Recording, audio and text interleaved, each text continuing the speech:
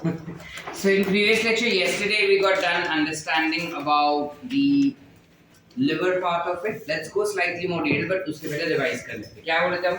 Liver कितने lobe का है? So there are two lobes like this for your liver. Correct? ये liver के पास कुछ ऐसे lobules है यहाँ पे. Correct?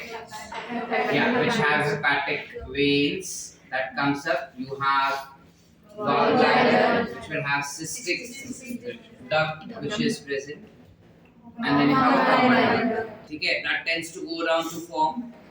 Along with pancreatic duct, it forms something called as hepatopancreatic duct, right? And hepatopancreatic duct, pancreatic duct can also be called as duct of Weser. Okay, so these are things we have done yesterday. For yesterday, we've also done about the hepatic lobules, where we said that hepatic lobules जो होते हैं वो कुछ इस तरीके से hexagonal shape के होते हैं, and this hexagonal shaped hepatic lobule is covered by a shiny covering. What was this shiny covering called as, beta? Glisson's capsule. Correct. We call this thing to be as Glisson's capsule. तो ये था हमारा Glisson's capsule जो shiny होता है. इस वजह से जो लिवर होता है वो शाइनी दिखता है अपने को. इसके अलावा we've also said that you have certain cells that are arranged in series like this, which are classified to be as hepatocytes. तो ये आ गए हमारे hepatocytes.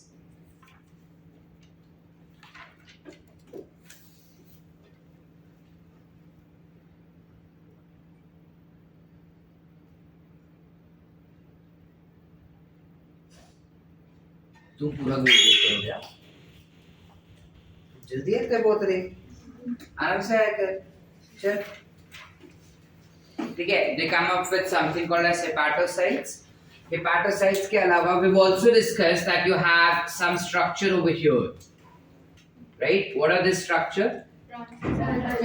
Branch of Hepatic artery. hepatic Artery. Okay. So this becomes branch. Last page पे दिख रहा है of hepatic artery. ठीक है, जो कुछ इस तरीके से एक्सटेंड हो जाता है अंदर. Correct. And while it is getting extended, हमने क्या बोला था कि वो ऑक्सीजन डोनेट करता है और इन रिटर्न क्या ले लेगा? कार्बन डाइऑक्साइड ले लेगा वो फ्रॉम दी सेल्स. इसके अलावा we also discussed something more, which was Branch of portal vein. right. So this what we see is nothing but branch of hepatic portal vein. ठीक है. HPV is hepatic portal vein. Human papilloma virus नहीं. ठीक है. It is hepatic portal vein. छोड़ो, लिखी थे कल हम किए थे ना, मतलब you all have written this, right? Yes. We have hepatic portal vein. This will also enter inside over here और ये क्या देगा? ग्लूकोज दे देगा इसको, है ना? Yes or no? Yes. We said it will provide glucose to it. यहाँ तक हमारा कॉन्सेप्ट सारा क्लियर था. This particular structure that we see over here is called as sinusoids. Correct? Sinusoids are nothing but the network of different types of blood vessels. ठीक है, basically blood capillaries only you can call it over here, right? And then we said कि यहाँ पे ये सब structure जो है center पे आ जाता है इस region पे. You have all the deoxygenated blood gets collected, and from here the deoxygenated blood tends to go outside the body, मतलब basically go outside the liver, right? तो ये जो blood आगे जा रहा है that will get into which particular blood vessel? Veins में जाएगा. So I will simply classify it as branch of hepatic veins. Branch of hepatic veins. देखो दो चीजें ना काफी ज्यादा क्लोज है नाम में, अगर तुम देखोगे this is hepatic when, this is hepatic portal vein, दोनों में नाम ऑलमोस्ट सिमिलर है लेकिन काम बहुत ही अलग है उसका और ओरिजिन भी अलग है। हेपेटिक पोर्टल वेन जो है वो स्मॉल इंटेस्टाइन से आ रहा है और लिवर के पास जा रहा है, बिकॉज स्मॉल इंटेस्टाइन में ग्लूकोज का मॉलिक्यूल बढ़ गया था तो वो वहां से जा रहा है लिवर के पास और लिवर को बोलता है कि भाई ग्लूकोज ले ले सारे, बहुत ज्यादा घूम रहा है अकेला अकेला, उसको जोड़ जोड़ के इकट्ठा बंद कर दे तेरे घर के अंदर। तो ये वो करने वाला है, कैसे करेगा दिखाता हूँ, ठीक है। और दूसरा जो है वो क्या कर रहा है, सारा डीऑक्सीजनेटेड ब्लड जो है उसको लेके जाएगा towards what, it will go towards heart. आसान है बेटा, चले आगे। अब क्या सीन होता है, ये स्ट्रक्चर जो है दैट इज हेपेटोसाइट्स जो रहेंगे वो साथ ही साथ बाइल भी बनाना शुरू कर देते हैं। They will start synthesizing bile juices. So while they are synthesizing bile juices, देखो सिन्यूसॉइड रीजन में तो उसके पास जगह ही नहीं होता, इस वजह से वहां पे ना प्रोड्यूस करके इस रीजन में यहाँ पर you have some tubular structure where you have bile which has been produced. Can you see this? So you will have some small opening over here as well. कुछ ऐसे, ये ग्रीन कलर वाला क्या रहेगा, this will be branch of bile duct, it will be the branch of bile duct. Hepatic duct जो था ये उसी का ब्रांच हो जाएगा बिकॉज हेपेटिक डक्ट से ही आ रहा है, बट देन यहाँ पे मैं हेपेटिक डक्ट डायरेक्टली नाम नहीं लिख सकता, why, because I have other structures also where hepato is there, so I'll directly rather write it as it is the bile duct. Are we clear beta? Any doubts so far? So you have branch of bile duct, और ये जो यहाँ पे इतने सारे structures अपने को दिखाई दे रहे हैं ना, like this might just go like this और ultimately वो ऐसे आ जाएगा यहाँ पे इस तरफ, समझ पा रहे हैं हम? हाँ कि नहीं? ठीक है, तो ये जो इधर अंदर के तरफ कैप्सूल के अंदर, सॉरी लोब्यूल के अंदर जो ये स्ट्रक्चर अपने को दिखाई देता है, this is called as bile canaliculi. क्या कहेंगे, बाइल कैनालिक्यूलाई। ऐसा क्यों कहेंगे सर, बिकॉज वो ना काफी ज्यादा अलग अलग फाइबर्स को जोड़ जोड़ के बन रहा है। कैसे सर, देखो ये अगर सेल हुआ हेपेटोसाइट्स कुछ इस प्रकार, और यहाँ पे दूसरे हेपेटोसाइट्स है कुछ ऐसे, so एक रो इधर है, these are producing what, bile, and while they are producing bile वो कुछ ऐसे डक्ट जैसा स्ट्रक्चर बना रहा है इंडिविजुअल सेल के साथ ही, और ये डक्ट जैसा सेल जो है, डक्ट जैसा जो स्ट्रक्चर है, it goes somewhat like this. Are we able to understand? So काफी सारे छोटे डक्ट्स जो है वो इकट्ठा आते हैं जो एक छोटे कैनाल जैसा दिखता है, thus you classify it to be as canaliculi। ठीक है, जब मल्टीपल कैनाल्स इकट्ठा हो जाते हैं तो उसे हम कहेंगे कैनालिक्यूलाई। तो यहाँ पे वही चीज हो रहा है, छोटे छोटे कैनाल इकट्ठा हो रहे हैं और ट्यूब जैसे स्ट्रक्चर के अंदर सारा बाइल भरता जा रहा है, तो this becomes nothing but bile canaliculi। Are we clear up till here? Everyone? Yes. Any doubts so far? So ये सारा बाइल जो है वो कलेक्ट हो जाएगा into this bile canaliculi। ठीक है, अब क्वेश्चन उठता है, so this becomes the basic structure। Yesterday we were left with only this part, bile duct वाला part he. So this becomes the concept of your how exactly one single hepatic lobule looks like। ऐसे बहुत सारे hepatic lobules रहेंगे हमारे पास जो bile बनाएंगे and इकट्ठा सारा बाइल को कनेक्ट कर लेगा in something called as hepatic duct। Are we clear बेटा? So that's how the things happen। अब question is कि बाइल क्या होता है, what all are the contents of bile। कब से सर बाइल चिल्ला रहे, लेकिन बाइल है क्या सर? So बाइल जो होता है सबसे पहले it is having water molecule present inside it। इसके अलावा उसके पास कुछ स्पेशल अलग टाइप के सॉल्ट्स होते हैं जो सिर्फ यहीं पे बनते हैं, समझ पा रहे? कुछ अलग टाइप के सॉल्ट्स होते हैं जो सिर्फ यहीं पे बनते हैं, उन सॉल्ट्स को हम कहते हैं bile salts. you call them to be as bile salts. You have sodium hypochlorite और ऐसे काफी सारे हैं, नाम हमें याद रखने का जरूरत नहीं है, ठीक है? Those all names will be there in your notes, but then we don't have to memorize them. If you want, you can use them as a reference for your degree, but it is not required right now at this point of time. Okay, you just remember that you have bile salts present in there. There are 2 to 3 bile salts present over there. Okay, sodium taurochlorate and sodium hypochlorite has been present as the major bile salts. Likh do.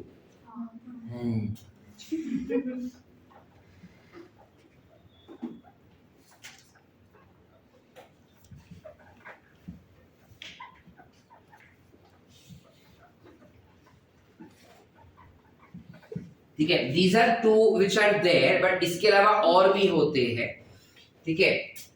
Then you also have something called as bile pigments present in them. अब ये bile pigments क्या होते हैं sir? Bile pigments 2 type के pigments होते हैं. You have something called as bilirubin and biliverdin. नाम तो सुने होंगे, circulation में you all might have studied, ठीक है? जो RBCs होते हैं, I know you all have studied, but I'll give you a quick revision of what it is. जो RBCs होते हैं, वो 120 डेज का लाइफ होता है उसका. तो वो क्या करता है, RBCs जो है वो हर जगह पे बॉडी के अंदर घूमते रहता है. तो जब वो हर जगह पे बॉडी में घूमते रहता है, वो ब्लड वेसल्स के अंदर से जा रहा है. ब्लड वेसल्स जब वो नैरो हो जाते हैं कहीं पे, फिर बड़ी हो जाते हैं, फिर नैरो होती है, फिर बड़ी होती है. जो आरबीसीज होते हैं फॉर 120 डेज क्या होता है, जब वो इन सारे ब्लड वेसल्स से मूव हो रहा है, तब वो ब्लड वेसल्स के वॉल्स के साथ घिसता है आरबीसी का मेम्ब्रेन, और घिस घिस के पतला हो जाता है.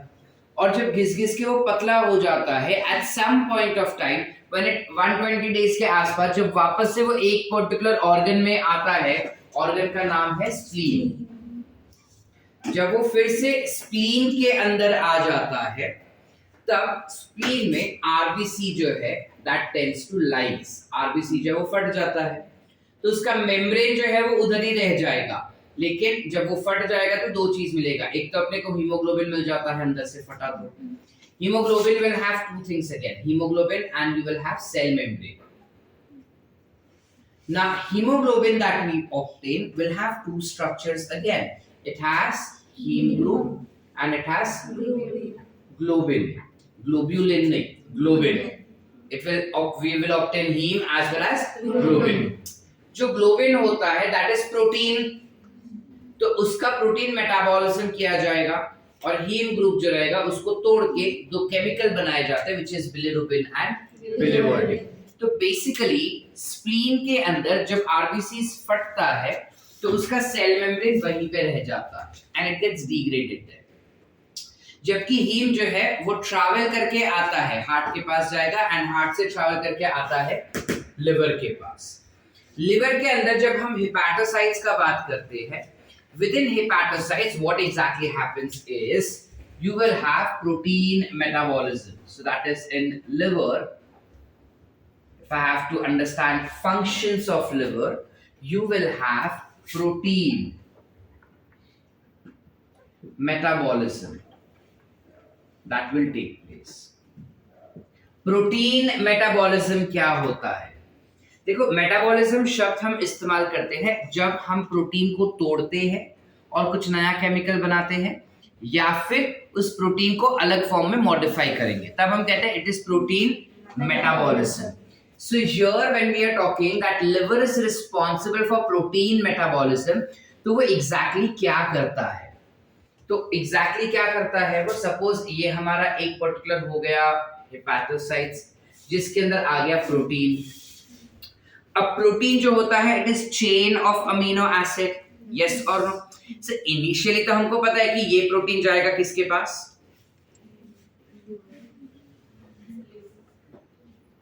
स्टमक में जाएगा, डाइजेशन, ठीक है.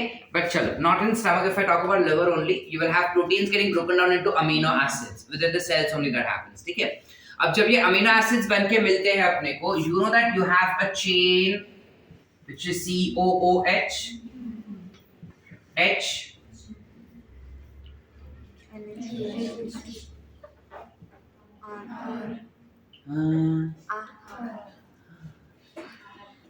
R. Correct.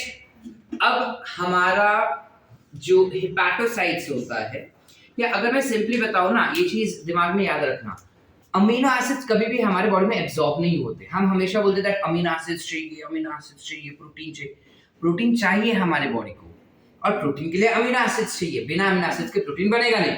But fun fact, in our body amino acids are never absorb. Amino acids को हमारा बॉडी कभी एब्जॉर्ब ही नहीं करता। तो फिर हमें क्यों चाहिए सर? क्योंकि अमीनो एसिड्स का मेटाबॉलिज्म के दौरान पे हम ये अमीनो ग्रुप निकाल देते हैं। लिवर में ही हो रहा है ये सब चीज। ये पर्टिकुलर जो ग्रुप है उसको निकाल देंगे हम।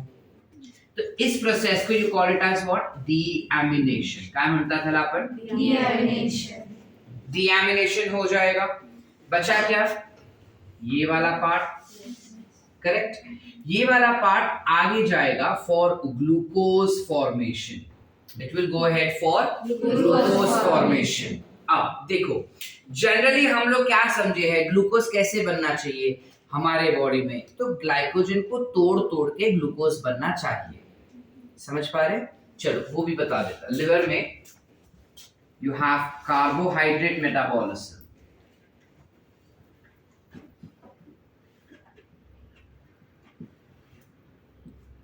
You will have carbohydrate metabolism that will occur.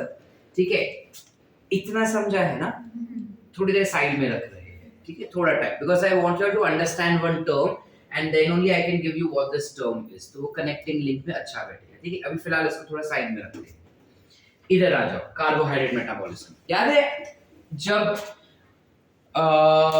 Digestion होने के बाद पूरा डाइजेस्टेड मटेरियल एब्जॉर्ब हुआ था, तो स्मॉल इंटेस्टाइन के अंदर जो वेन्स थे, ब्लड वेन्स थे, ठीक है, वो वेन्स के अंदर बहुत ही भारी मात्रा में ग्लूकोज था।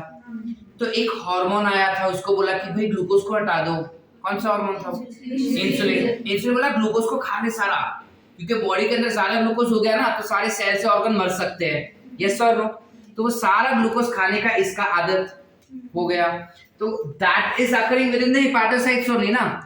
अब हिपैटोसाइट्स में क्या हो रहा है? You have multiple glucose that is being taken up, and that glucose will get converted into something called as glycogen. It gets converted to something called as glycogen. अब जब glucose is getting converted to glycogen, the process is of synthesis. Yes or no? So this process is classified as glycogenesis. क्या कहेंगे? Glycogenesis. क्या कहेंगे? Glycogenesis. क्या कहेंगे? Glycogenesis. Because glycogen is synthesized, so the term comes as glycogenesis. आप clear बेटा? Any doubts?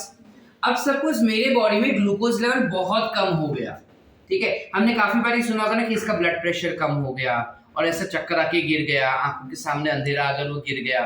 वो आंखों के सामने अंधेरा आके गिर जाने के दो रीजंस होते हैं। एक तो या तुम dehydrate, correct, one is either you get dehydrated, so is the reason that water does not reach to your brain, या फिर your blood is unable to reach to your brain correctly. दूसरा reason, हमारा heart for some reason is unable to pump correctly, because of which the blood is not reaching to your brain. Why? Because the pressure of the blood within our arteries is less. That is blood pressure कम हो गया। blood pressure कम हो गया तो brain तक blood जो है sufficient amount में नहीं पहुंचता, तो हमारा ब्रेन काम करना थोड़ी देर के लिए बंद कर देता है और हम चक्कर खा के गिर जाते हैं। समझे? तो सर वापस कब आएगा? वापस तब आएगा जब मेरे हार्ट्स को एक्स्ट्रा एनर्जी, कार्डियक सेल्स को एक्स्ट्रा एनर्जी मिलेगा। एक्स्ट्रा एनर्जी के लिए चाहिए ATP. Quick source of ATP is glucose molecule. हमारे लिवर में ग्लाइकोजन इज ऑलरेडी स्टोर्ड, तो this stored glycogen will immediately get broken down to form glucose molecule. समझे बेटा कि नहीं समझ पा रहे? एवरीवन, क्या बोला मैंने कि जब कभी भी हमारे ब्लड में ग्लूकोज का लेवल इंक्रीज हो जाएगा तो उस ग्लूकोज को निकाल के ग्लाइकोजन के फॉर्म में स्टोर कर दिया जाएगा कि भाई ग्लूकोज बहुत बढ़ गया है, ऐसे ऐसे ऐसे बहुत सारे ग्लूकोज आ चुके हैं, तो उसको कन्वर्ट कर दिया जाता है in a chain form which is glycogen, ठीक है, which is a branched chain, right. आसान। फिर जब ऐसा मौका आएगा कि हमारे ब्लड के अंदर ग्लूकोज का लेवल कम हो गया है, अच्छा ये चीज किसने करने को बोला था? इंसुलिन ने करने बोला हमको ये चीज। So you have insulin which is playing a roll over here, correct.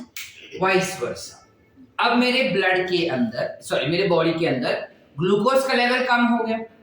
जब ग्लूकोज का लेवल कम हो गया है तब एक और हार्मोन आएगा जिसका नाम है ग्लूकागॉन। क्या नाम है? ग्लूकागॉन। जिसके बारे में भी हम पढ़ेंगे अभी थोड़ी देर में, जब पैंक्रियास आएगा, प्रोबेबली कल पढ़ेंगे। तो ग्लूकागॉन जो होता है वो आके ग्लाइकोजन को बोलता है कि टूट जा, और टूट के बहुत सारे ग्लूकोज बना, बिकॉज ग्लूकोज खत्म हो गया है। तो अब इस चीज को तोड़ दिया जाएगा। इस प्रोसेस को you call it as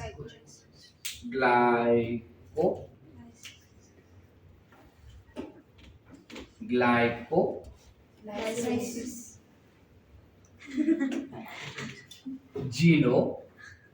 glycogen टूटा, so glycogenolysis, you call it as glycogenolysis.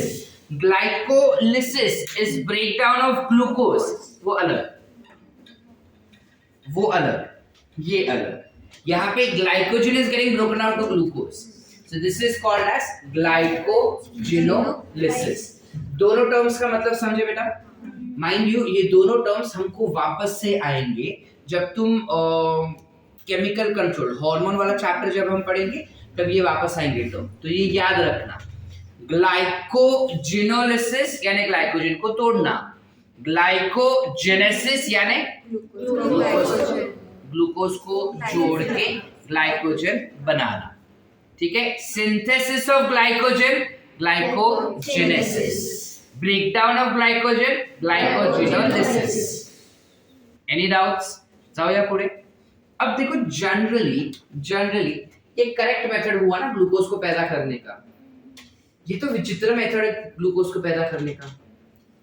ऐसा तो हमने कभी सुना ही नहीं कि प्रोटीन से ग्लूकोज बना, बिकॉज कहाँ प्रोटीन कहाँ carbohydrate, it's a complete different compound, right. So इस पर्टिकुलर मेथड को तो हम नया मेथड डिस्कवरी ऐसा बता देते हैं। So this method is classified to be as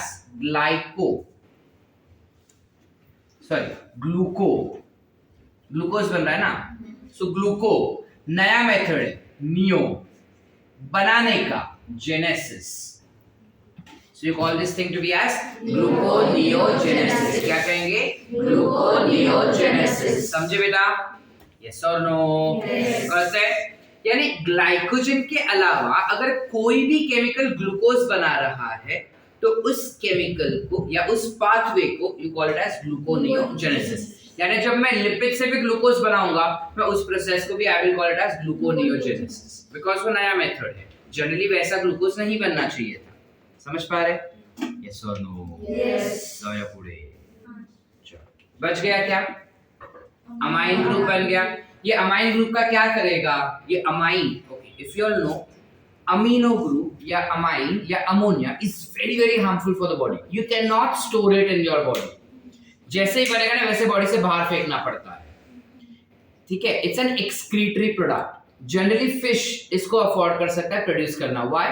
because ammonia is highly soluble in water, and since it is highly soluble in water it is requiring larger quantity of water. ये क्या बात हुआ sir?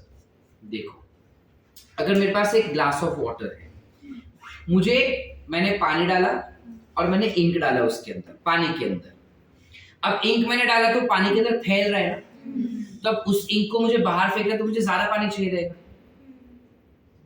नहीं समझे sir? देखो, ये glass of water हुआ बेटा, इसमें मैंने 1 ड्रॉप ऑफ इंक डाला, वो पूरा डिफ्यूज हो जाएगा ना। सो इसको अगर मुझे अब फेंकना है तो I require more water. Ammonia ऐसे ही पानी में डिफ्यूज हो जाता है हमारे ब्लड में, तो इस वजह से अमोनिया को निकालने के लिए पानी ज्यादा चाहिए। समझे कि नहीं समझे? वैसे ही अगर स्टोन हुआ तो इसको तो मैं उठा के फेंक सकता हूँ ना, थोड़ा सा पानी लो, उठा के फेंक दो। समझ पा रहे कि नहीं समझ पा रहे? लेकिन जो स्टोन हैवी होता है ना, उसको अगर मैं पानी से डालूंगा तो पानी ज्यादा लग गया ना, धक्का मार के स्टोन बैठा नहीं है एक जगह पे, it is there in water only. कहने का मतलब ये है कि जब यूरिया हमारे बॉडी से बाहर जाता है तो ज्यादा पानी लेके जाएगा, बिकॉज वो पानी में सॉल्युबल है। अमोनिया जब बॉडी से जाएगा तब ज्यादा पानी लेके जाएगा, क्यों? Because it is soluble in water. लेकिन इसके अलावा कोई दूसरे नाइट्रोजनस वेस्ट होंगे, जैसे हमारे बॉडी का यूरिया हो गया, या फिर पंछियों के बॉडी से यूरिक एसिड हो गया, तो वो कम पानी लेके जाएगा एज कंपेयर टू अमोनिया। पहली बात। दूसरी बात, अमोनिया बॉडी में बहुत ही ज्यादा हानिकारक होता है, इसलिए उसको बॉडी के बाहर, बना वैसे ही बॉडी के बाहर फेंकना चाहिए। You can not store it. अब बॉडी के बाहर फेंक रहे हैं तो पानी ज्यादा चाहिए, है कि नहीं? अब इतना ज्यादा पानी ना सिर्फ मछलियां अफोर्ड कर सकते हैं, बिकॉज वो पानी में रहती है। अगर हम अमोनिया एक्सक्रीट करने लगे ना तो हम वॉशरूम से बाहर ही नहीं आएंगे, बिकॉज उतने हाई लेवल पे you have ammonia produced in your body. कसं काय सर? कसं काय म्हणजे काय? तुम्ही किती किती वस्तू खातात, जे काही तुम्ही खाताय त्यात अमोनिया असेलच। कसं काय सर? कसं काय म्हणजे काय? नायट्रोजनस वेस्ट आहे ना। तुम्ही व्हिटॅमिन्स जेव्हा व्हिटॅमिनचं सेवन करणार, when you eat vitamin you will have ammonia present in that. When you eat any kind of nitrogenous मतलब DNA या RNA, तुम चिकन खाओ या तुम प्लांट्स का प्रोडक्ट खाओ, उसमें DNA तो रहेगा ना, सेल्स है इसलिए, तो DNA RNA will also have nitrogen present in that. तुम प्रोटीन्स तो सब में होता है, so proteins will have nitrogen. तो भंडार में नाइट्रोजन प्रोड्यूस हो रहा है ना, तो जब डाइजेस्ट होगा तो भंडार में अमोनिया भी प्रोड्यूस होगा ना बेटा। अब अमोनिया प्रोड्यूस हो रहा है तो बॉडी के बाहर फेंकना होगा ना, तो वो बॉडी के बाहर फट फट फट फट फेंकना है, तो तुम अंदर ही रहोगे ना, बाहर आ ही नहीं पाओगे। तो ये चीज सिर्फ और सिर्फ कौन अफोर्ड कर सकता है? मछलियां, बिकॉज वो पानी में ही रहती है। So they take in water, give out water, take in water, give out water. How does that happen? Excretion chapter में पढ़ाया जाएगा, अभी इसका स्ट्रेस नहीं लेते। कहने का मतलब ये है कि अमोनिया हमारे बॉडी में हम ज्यादा देर तक स्टोर नहीं कर पाएंगे, तो हम अंदर तो बैठ नहीं पाएंगे। सो हमारा बॉडी लिवर में इस चीज को कन्वर्ट कर देता है into something called as urea. It gets converted to something called as urea. So you have another functional role that liver plays is urea cycle. यानी यूरिया बनाने वाला जो साइकिल होता है वो भी लिवर में ही होगा। कैसे यूरिया बनाया जाएगा? इस अमोनिया को निकाल के, अमीनो ग्रुप को निकाल के, it will be converted into urea. How does that happen? वो एक्सक्रीशन चैप्टर का प्रॉब्लम है। अभी खाली इतना हमें समझ कर लेना है कि अमोनिया हमारे बॉडी में हम स्टोर नहीं कर सकते, so we have to convert it into a lesser harmful product, and that lesser harmful product is nothing but urea. Are we clear बेटा? यहाँ तक क्लियर है? Any doubts? पक्की बात। अब ये इतना मैंने इसलिए पढ़ाया because I had to explain all about hemoglobin. ठीक है? अब हम फिर इधर आ जाते हैं बाइल जूस वाले के पास। जब हम बाइल जूस का बात करते हैं, हमने क्या बोला कि आरबीसीज लाइस हो जाते हैं, you have haemoglobin, cell membrane उधर चला गया, चलो ठीक है, मेटाबोलाइज हो गया। हीमोग्लोबिन में हीम है और ग्लोबिन है, ग्लोबिन उधर चला गया, उसने ग्लूकोज बना दिया, बच गया हीम। ये हीम जो है वो टूट के अपने को बिलीरुबिन और बिलीवर्डिन बना के देता है। इस वजह से हमारा जो यूरिन होता है वो येलो कलर का दिखता है, और एक्चुअली यूरिन का yellow colour is not because of bilirubin and biliverdin, it is because of some other, but you also find this in that. हमारा जो स्टूल होता है, सॉलिड मैटर, सॉलिड वेस्ट जो होता है वो भी येलोइश कलर का होता है, and that is yellowish in colour because of the presence of bilirubin and biliverdin. Remember, ठीक है, the peculiar colour available to stool, ठीक है, ये वाला स्टूल नहीं, stool is the solid waste, is because of bilirubin and biliverdin. Are we clear बेटा? Yes or no? Yes. समझ रहा है कि नहीं? चले आगे। चलो, इसके अलावा बाइल के अंदर क्या क्या होगा? इसके अलावा बाइल के पास they have something called as cholesterol.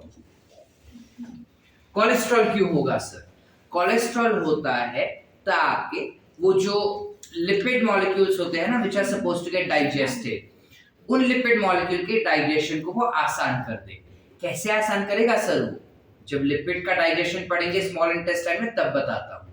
अभी के लिए इतना याद रखो कि कोलेस्ट्रॉल लिपिड के डाइजेशन के लिए हेल्प करता है, ठीक है। और दूसरा एक और चीज होता है जिससे हम कहते हैं phospholipids, to be very specific lecithin. Sir मुझे पता है लेसिथिन कहाँ पे यूज होता है? Cell membrane. तो सर ये सेल मेम्ब्रेन बनाने का गलत जवाब। ये सेल मेम्ब्रेन में कहीं पे भी यूज नहीं होता। तो why does it require phospholipid? ऐसा विचित्र काहे चाहिए अपने को? लिपिड तो बॉडी के लिए हानिकारक होता है, कुछ लिपिड नहीं होते। जैसे ये क्या काम करता है? हमारा जो गॉल ब्लैडर है, ये वाले भाई साहब, यहाँ पे कोलेस्ट्रॉल है ना बहुत सारा। वो कोलेस्ट्रॉल को अगर हम यूं ही छोड़ दिए ना तो उसके गट्ठे बन जाएंगे और यहाँ पे you will have stones that will occur. कभी देखा है गॉल ब्लैडर स्टोन्स? कभी देखे हैं गॉल ब्लैडर के स्टोन्स? किडनी स्टोन पता है? वैसे गॉल ब्लैडर के स्टोन्स भी हो जाते हैं या गॉल ब्लैडर के स्टोन्स भी हो जाते हैं। अब ये स्टोन ना पूरे ऐसा येलो कलर के स्टोन्स होते हैं, बड़े बड़े इतने। अगर किसी को स्टोन हुआ तो गॉल ब्लैडर को कट करके अंदर से स्टोन निकाल के फिर वापस गॉल ब्लैडर को सिलवा सकते हैं। ये कर सकते हैं क्या सर? हाँ, you can do that. Operate करके स्टोन्स निकलवा सकते हैं। Is it painful? Highly painful, more painful as compare to kidney stone. अगर किसी को हुआ है किडनी स्टोन तो उनको पता रहेगा कि किडनी स्टोन कितना पेनफुल होता है, ठीक है। नहीं हुआ सुखी इंसान, ठीक है। सो गॉल ब्लैडर में बेसिकली स्टोन्स हो जाएंगे। ऐसा ना हो और कोलेस्ट्रॉल चिपके ही नहीं गॉल ब्लैडर को, इसलिए फॉस्फोलिपिड्स होता है। वो क्या करता है? कोलेस्ट्रॉल को चिपकने नहीं देता गॉल ब्लैडर के वॉल्स पे और उसको बाहर फेंकने में मदद करेगा। Any doubts? Are we clear up till here? So this is the composition of bile juice. Bile juice बोलते थे बचपन से हम। ये होता है bile juice के अंदर। क्या क्या होता है? हमने कहा पानी होगा, bile salts होंगे, bile pigments होंगे, कोलेस्ट्रॉल, फॉस्फोलिपिड्स। ये आएगा क्या कहीं पे? तो काहे पढ़ा रहे सर? डिग्री। इसमें से क्या आएगा देखो क्या आएगा is you have bile pigments which will come, bile salts which will come, because bile salts will also have bicarbonates present over here. It will also have bicarbonates present over here, and these bicarbonates that come from bile salts are responsible for making the environment in your small intestine alkaline. समझे? हम क्या बोले थे कल कि small intestine में digestion के लिए अल्कलाइन एनवायरनमेंट चाहिए और बाइल जूस ये अल्कलाइन एनवायरनमेंट बनाने में हेल्प करता है। तो you have lots of bicarbonates as well as salts which are present which helps in making the environment alkaline in nature. Are we clear? पानी क्यों चाहिए? वो तो चाहिए ही बाय डिफॉल्ट फ्लूइड बनाने के लिए। बाइल पिगमेंट्स क्या काम करता है? What is the role of bile pigments? Honestly there is no role of bile pigments. Bile pigments का कोई रोल नहीं है हमारे बॉडी में, तो बनाता क्यों है? It is rather an excretory product. It is rather an excretory product. फिर कोलेस्ट्रॉल का क्या काम है सर? हमने कहा कोलेस्ट्रॉल जो होता है वो किस काम का है? लिपिड्स के डाइजेशन में हेल्प करता है। क्या हेल्प करता है वो देखते हैं थोड़ी देर के बाद, थोड़े दिनों के बाद। Then you have phospholipid which is present. Phospholipid क्या करेगा? कोलेस्ट्रॉल को बाहर निकालेगा गॉल ब्लैडर से, so that it does not get stuck within the gallbladder and stones are not formed. करते हैं जाओ या पुढे, ठीक है।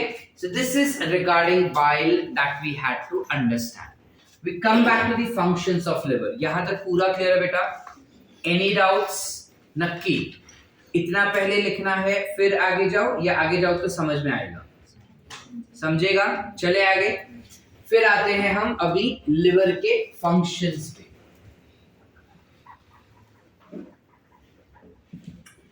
जब हम लिवर के फंक्शंस का बात करते हैं, पहला फंक्शन तो हम पढ़ चुके हैं which is what? Protein metabolism करवाएगा। दूसरा फंक्शन कार्बोहाइड्रेट मेटाबॉलिज्म करेगा। तीसरा फंक्शन यूरिया साइकिल मेंटेन करवाता है। चौथा function will be lipid metabolism. It will be lipid metabolism. Go back to yesterday's lecture. हम क्या पढ़े थे? You have lipid which gets broken down to form something called as means triglyceride, which gets broken down to form something called as diglycerides, है ना? तो जब ये diglycerides बनते हैं, आगे मोनोग्लिसराइड्स भी बनेंगे। तो ये सारे जो लिपिड्स होते हैं, जब हमारे ब्लड में लिपिड्स बहुत ज्यादा हो जाता है तो उनको भी कन्वर्ट किया जाएगा into something called as glucose, है ना? उनको भी कन्वर्ट किया जाएगा into something called as glucose. अच्छा, इस प्रोसेस का नाम क्या लिखेंगे हम? Very good Anushka. What will we call it as? Gluconeogenesis. कर सका है सर? अभी तो बताया था कि नया टेक्निक ग्लूकोज को बनाने का, ग्लूकोनियोजेनेसिस। तो नया मतलब पुराना क्या था? पुराना ये ग्लूकोज से, ग्लाइकोजन से ग्लूकोज बनना, ये पुराना हो गया। अपार्ट फ्रॉम ग्लाइकोजन, अगर मैं किसी भी मॉलिक्यूल से ग्लूकोज बनाऊं तो उस प्रोसेस का नाम बाय डिफॉल्ट हो जाता है ग्लूकोनियोजेनेसिस। आगे क्लियर बेटा? Any doubts? So lipid metabolism is nothing but lipid gets converted to glucose molecule. This is also occurring in liver. इसके अलावा कुछ मात्रा में you also have storage of lipid. छोटे क्वांटिटी में वो लिपिड को स्टोर भी करता है। It will store lipid in smaller quantities. आगे क्लियर बेटा? चले आगे। Apart from that, दूसरा फंक्शन क्या हो जाएगा इसका? हमारे बॉडी में अलग अलग टाइप के विटामिन्स होते हैं जब हम खाते हैं तभी, ठीक है? विटामिन्स जो होते हैं वो दो प्रकार के होते हैं। एलिडेस दिशा विटामिन्स जो होते हैं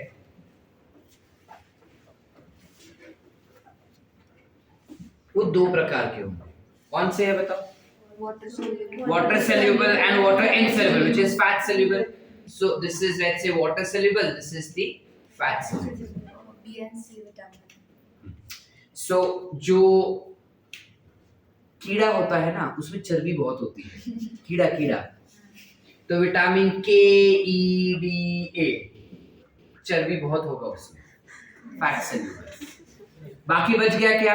बी और सी, पानी वाला। आसान। सो ये जो फैट सॉल्युबल विटामिन्स होते हैं, these will be stored in liver, absorbed and stored. So fat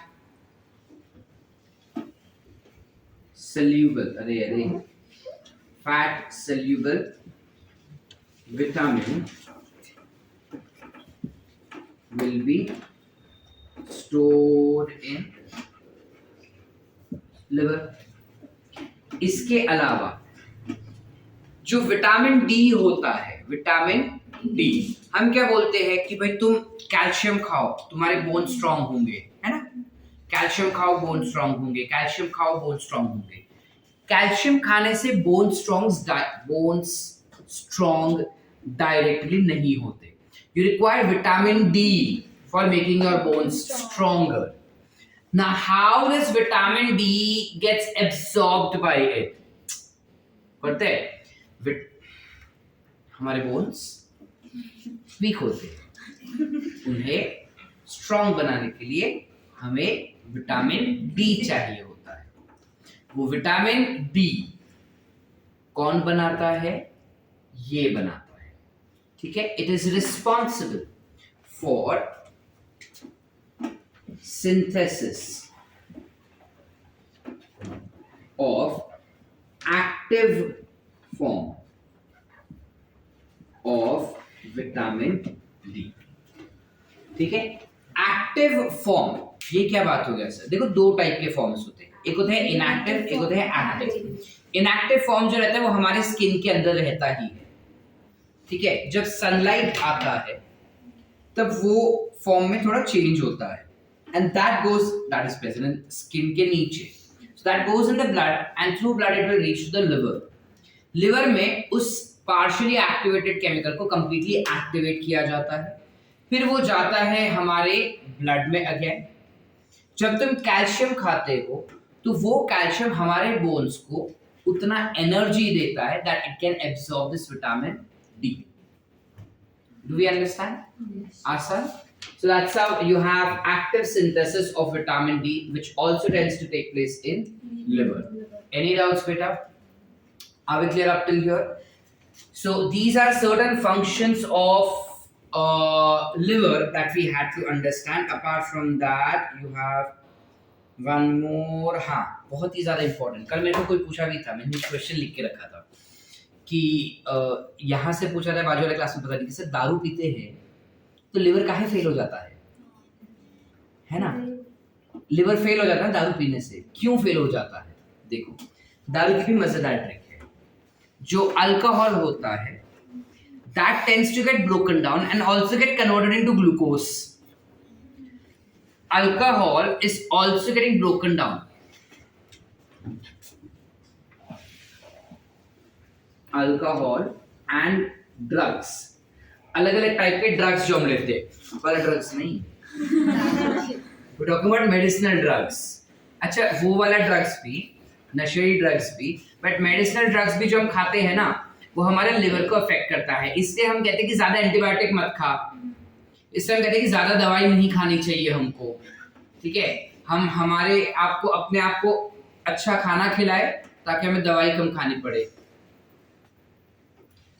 जब हम अच्छा खाना खाते हैं माही, तो दवाई कम खानी पड़ती है क्योंकि हमारा बॉडी नेचुरली तंदुरुस्त रहता है, हम बार बार बीमार नहीं पड़ते, है ना? सो क्यों ऐसा कहा जाता है? Is because when you are having too much of medicines that affects your liver, because liver is responsible for absorbing this chemicals, breaking it down and converting it into glucose. ठीक है, इसके अलावा मतलब हर बार ग्लूकोज नहीं बनता. कुछ drugs ऐसे भी होते हैं जो ऑर्गेनिक एसिड्स बनाते हैं, वो ऑर्गेनिक एसिड्स कुछ और बनाने में काम आ सकता है. इसके अलावा अल्कोहल का जब बात करते हैं, हमारा लिवर जो है वो अल्कोहल को एब्जॉर्ब करता है. उसमें से अल्कोहल को एब्जॉर्ब करके अल्कोहलिक ग्रुप को सेपरेट करता है. ये क्या बात हुआ सर? देखो, अल्कोहल अगर मैं suppose what we eat, what we drink is ethanol. Ethanol is what? C2H5OH. तो ये OH निकाल दिया जाता है, बच गया क्या? C2H5 which is acetyl group. Yes or no बेटा? इथाइल ग्रुप या एसिटाइल ग्रुप हो गया. ये जो इथाइल ग्रुप है that is further manifested to form something called as glucose molecule. इसको आगे हम मॉडिफाई करते हैं ताकि वो ग्लूकोज बन सके. काफी बारी वो ग्लूकोज ना बन के फैट्स भी बन जाता है. अगर ग्लूकोज ऑलरेडी बहुत ज्यादा है तो वो फैट्स में भी कन्वर्ट होता है. इस वजह से जो लोग दारू ज्यादा पीते हैं वो मोटे भी काफी फटाफट हो जाते हैं. समझ पा रहे कि नहीं समझे? इसका और लिवर फेलियर का क्या लेना देना? पहली बात, अल्कोहल में से अल्कोहलिक ग्रुप सेपरेट करना is a very hard task which is performed only by liver. So अगर एक्सेसिव अल्कोहल कंजम्पशन होगा तो लिवर के ऊपर लोड ज्यादा गिरता है इस अल्कोहल का कन्वर्जन का. ये वो लिवर सहन नहीं कर पाता, तो एक एक करके टाक टाक टाक टाक टाक करके लिवर के सेल्स पाट पाट पाट करके फट जाते हैं. लिवर के सेल्स मरने लगते हैं. This leads to a disease, to what you call it as liver cirrhosis. इसे क्या हो जाता है? Liver cirrhosis. तो नॉर्मल कंडीशन में अल्कोहल और ड्रग का मेटाबॉलिज्म जो होता है वो लिवर में होगा, लेकिन इसके साथ साथ एक और चीज हो सकता है. अगर अल्कोहल का लेवल बहुत ज्यादा रहा हमारे बॉडी में तो ये अल्कोहल हमारे लिवर सेल्स को मार सकता है, और इन लिवर सेल्स को अगर उसने मार डाला तो वो सेल्स वापस बनने में टाइम लगेगा. तब तक इतने फास्ट लेवल पे वो सेल्स मरते हैं कि लिवर काम करना भूल जाएगा. और इस टाइप का अबनॉर्मल लिवर जो है, जो ऑलमोस्ट डैमेज्ड है, उस कंडीशन को हम कहते हैं लिवर सिरहोसिस. याद रखना, वापस से ये टर्म अपने को आगे आने वाला है. क्लियर है यहाँ तक? सारे लिवर के फंक्शंस क्लियर? बाइल क्या होता है वो क्लियर? ये सारे टर्मिनोलॉजीज क्लियर? और कल वाला रिवीजन इज आल्सो क्लियर? पक्की बात? वंस मोर और अंडरस्टैंड एवरीवन? नक्की पक्का? क्विक रिवीजन करें. क्या था? हम क्या बोले कि जो हमारा लिवर होता है उस लिवर के अंदर यू हैव ग्लिसन्स कैप्सूल के अंदर हेपाटिक लोब्यूल्स के पास हेपाटोसाइट्स होंगे, ठीक है। हेपाटोसाइट्स के अंदर you have triportal vein, triportal system which is present. Triportal मतलब क्या, 3 पोर्ट है देखो, 1 2 3, तो ट्राइपोर्टल सिस्टम भी कहते हैं इसको। तो एक होता है ब्रांच ऑफ हेपाटिक आर्टरी जो ब्लड लेकर आता है, ऑक्सीजन लेके आता है। एक होता है हेपाटिक पोर्टल वेन का ब्रांच जो न्यूट्रिएंट्स लेके आ रहा है, और एक होता है ब्रांच ऑफ बाइल डक्ट, ठीक है। ब्रांच ऑफ बाइल डक्ट जो है वो बाइल डक्ट को बना के बाहर भेज रहा है, ठीक है। तो स्मार्ट वर्क ये समझो कि 2 चीजें अंदर आती है, एक जो है वो बाहर लेके जा रहा है। ये सारा सिन्यूसॉइड में जमा हो जाएगा, सिन्यूसॉइड में जमा होके जाता है to a particular region from where the blood is going out to branch of hepatic veins.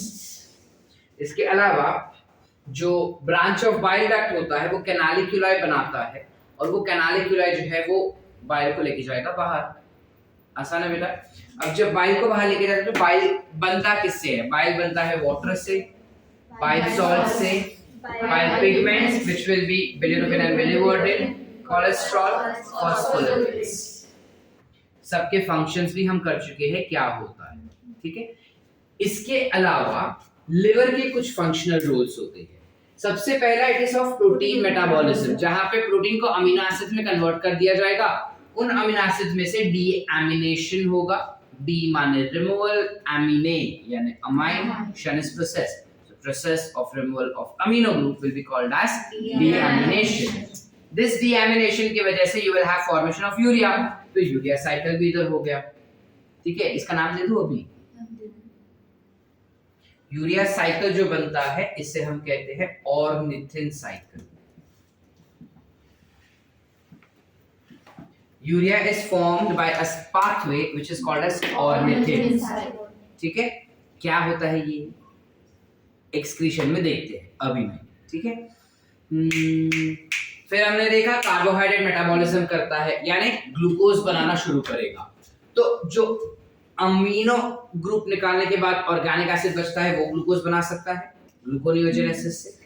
Lipid जो होगा वो ग्लूकोज बना पाएगा ग्लूकोनियोजेनेसिस से। ग्लाइकोजन जो है वो टूट के ग्लूकोज बना सकता है बाय ग्लूकोजिनोलिसिस।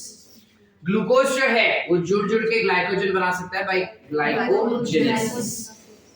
ये सब कार्बोहाइड्रेट का ही मेटाबॉलिज्म हुआ है कि नहीं बेटा? सत्यम भाऊ, डॉक्टर सत्यम, अभी अवेक, ब्रेन हियर, नक्की। Then you have something as lipid metabolism, जहां पे हमने बताया लिपिड जो है वो टूट के ग्लूकोज बनता है। Stores lipid in small quantity. Fat soluble vitamins are also stored over here. There is synthesis of active form of vitamin D as well as alcohol and drugs का metabolism will take place over here. जब alcohol का concentration ज्यादा हो जाता है blood के अंदर तो लिवर के लिए ये बहुत ज्यादा काम हो जाता है, जिस वजह से मतलब ये सारे काम उसके लिए नॉर्मल है। अल्कोहल रोज लेना उसके लिए नॉर्मल नहीं है, वो गलत चीज है। तो इस वजह से लिवर के जो सेल्स होते हैं वो फटने शुरू हो जाएंगे and you have something called as liver cirrhosis that will start occurring. Any doubts बेटा? पूरा क्लियर इधर तक? एवरीवन नक्की लिखे? चलो। Now when we talk about pancreas, ये हमको पता है कि हमारे स्टमक के और लार्ज इंटेस्टाइन के बीच में होता है, कुछ ऐसा लीफी स्ट्रक्चर दिखाई देता है। So if I have to zoom this particular part and study only pancreas, so within pancreas you will have a duct which will be present, which will be classified to be as या फिर duct of Wilson. अब इसके अंदर ना 2 type के sales होते हैं। There are 2 types of cells that we see over here. एक तो कुछ ऐसे करके ऐसा होता है, फ्लावर टाइप। एक सेल्स कुछ ऐसे बड़े फ्लावर टाइप सेल्स होते हैं, दिख रहे? और एक सेल्स जो होते हैं वो ऐसे ही रहेंगे, सिर्फ जस्ट देयर। हाउएवर हम ऐसा डिटेल इसका अभी नहीं पढ़ेंगे, हम खाली पढ़ रहे हैं कि ये पैंक्रिया क्या काम करता है, बिकॉज ज्यादा डिटेल इस चैप्टर में है नहीं। ठीक है, जब हम हार्मोन वाला चैप्टर पढ़ेंगे तब ज्यादा डिटेल है इसका। तो ये जो फ्लावर वाले सेल्स दिखाई दे रहे हैं ना, ये पैनक्रिया के अंदर काफी कम होते हैं, very less you have these flower structure that you can see, and this is hardly 1 to 2% that you see in your pancreas, which are responsible or which are been classified as islets of Langerhans. You call it as islets of Langerhans. जबकि ये वाले जो sales होते हैं चिंटू, बहुत सारे होते हैं, बहुत सारे, इन्हें हम कहेंगे असाइनस, सिंगुलर, प्लूरल में असाइनी या acini, whatever you pronounce it as, cells होते हैं। These acyni is the exocrine cell that we see, or they together form exocrine gland, whereas islets of Langerhans will together form endocrine glands. So these are responsible for secretion of hormones, whereas this is responsible for secretion of enzymes. Are we clear? Islets of Langerhans 1 to 2% होगा, तो by default असीनी जो है that is 99%, यानी maximum sales जो हमको pancreas में दिखाई देते हैं वो हमेशा एंजाइम्स ही होंगे। अब इतने ज्यादा एंजाइम्स है और इतने कम मात्रा में हार्मोन्स प्रोड्यूस होते हैं, तो प्रीटी ऑब्वियस है कि वीर सब को वीर ही कहेंगे ना, कि इतने बड़े तालाब में छोटू सा मोती को ढूंढ के उसको साइड में निकालना है, इसलिए वीर सब। ठीक है, क्लियर है? Because pancreas has both the type of function which is exocrine as well as endocrine, we classify pancreas to be as heterocrine gland. We classify it to be as heterocrine gland. When we talk about islets of Langerhans have 3 types of cells. It has alpha cells, it has beta cells, and it has delta cells. Alpha cell, beta cell, delta cell. ठीक है? Alpha cells are responsible for secretion of glucagon. ठीक है? Glucagon का क्या function है? ये हमारे glucose level को इंक्रीज करेगा। कौन से ग्लूकोज लेवल को? ब्लड ग्लूकोज लेवल को इंक्रीज कर देगा।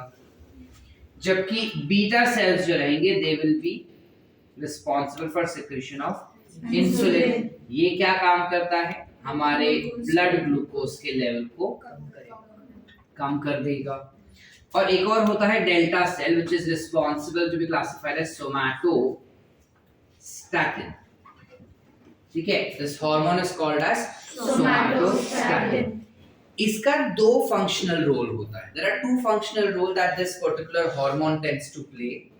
वन फंक्शन इज ये हमारे ग्रोथ को स्टॉप कर देता है। कैसे कैसे? जो ग्रोथ हार्मोन्स होते हैं ये उसका इनहिबिटर होता है। It will ask your brain to stop secreting growth hormones. That is the first function. But since we are studying digestion, we are not discussing that function. The second function it has is that it will regulate the secretion of glucagon and insulin. Regulate function of glucagon and insulin. मतलब कब insulin secrete करना है, कब glucagon secrete करना है, ये somatostatin देखता है। एनी डाउट्स बेटा? आसान, इतना सा ही पढ़ना है अपने को with regarding islets of Langerhans. एक चीज बहुत भारी मात्रा में याद रखना है, आर दीज 2 सेल्स, बिकॉज इसके बारे में ना हमको ज्यादा पढ़ाई में नहीं आएगा, हम अभी छोटे हैं इसको डिटेल में पढ़ने के लिए। मैंने जितना बोला खाली उतना ही पढ़ना है, इसके बारे में डिटेल्स हम डिग्री में पढ़ने वाले हैं, लेकिन ये 2 के बारे में काफी ज्यादा, ऑलमोस्ट 12th के हर चैप्टर्स में हम इसके बारे में पढ़ेंगे। ठीक है, जितने भी ह्यूमन फिजियोलॉजी वाले चैप्टर्स है उसमें ये आएगा ही आएगा। ठीक है बेटा? Any doubt so far? Are we clear with islets of Langerhans? So endocrine part is done, exocrine part will do it tomorrow. ठीक है, चलो लिखे फटाफट, quickly write down and get it done.